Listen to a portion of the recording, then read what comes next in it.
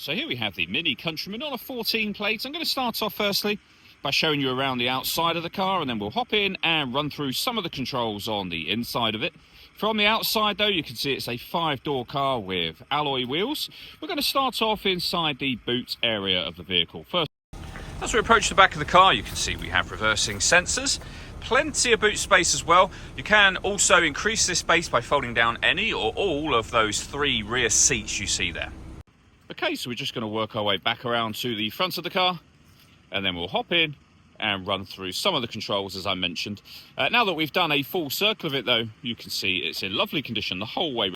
Just briefly before we climb in, I think it's well worth seeing the interior from this exterior point of view. There's plenty to run through on the dashboard, so let's hop in and we'll do that right now.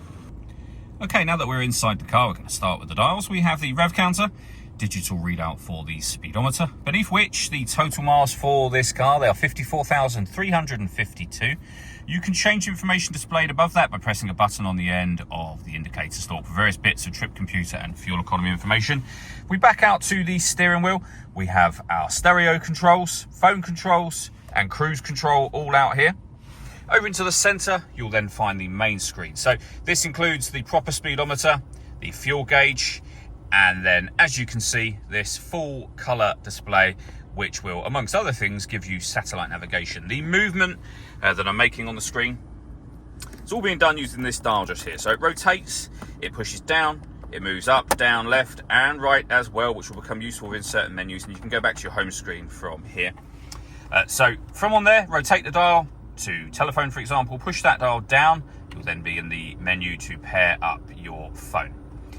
We can go to radio, of course, and from the radio you will see, if we jog the dial over to the left hand side to access that menu, FM, AM and DAB radio. If you want to listen to your own music, you can do.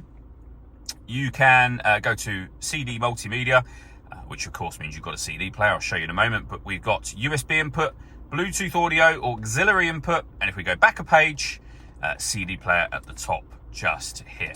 Every option on the main menu is clearly labeled, so as you rotate around to any of those, it will be highlighted for you, of course. Below that, we have the CD player, the main volume for the stereo, and then climate control. So you can adjust the temperature that's displayed there, the direction the air is being distributed in, and the fan speed.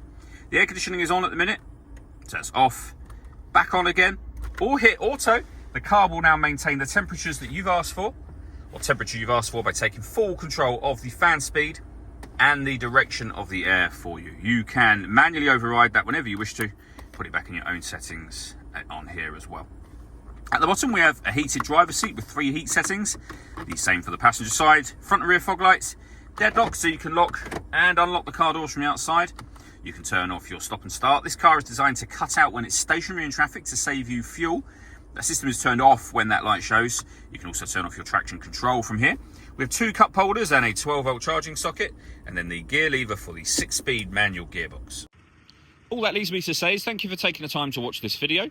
If you'd like to come and see the car for yourself and have a test drive, please feel free to give us a call here at Glenbourne's. We'd love to hear from you soon.